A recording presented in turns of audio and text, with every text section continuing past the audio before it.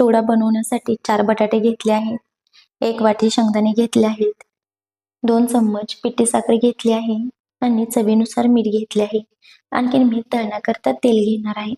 चला मी पाण्यात आता 5 मिनिटानंतर इथे मी सुतीत कपड्यावरती 15 ते 20 मिनिटासाठी फॅन खाली सुकवून घेणार आहे. हा किती छान सुकला आहे. सगळे बबल्स कमी येत आहेत. आता इथे शेंगदाणे ही व्यवस्थित तळून झाले आहेत. शेंगदाणे मिरची घालून घेत आहे आणि ह्याच्यामध्ये शेंगदाणे ही घालून घेणार आहे. ह्याच्यामध्ये सेंधा नमक 2 ते 3 चम्मच, पिठी साखर. आता हे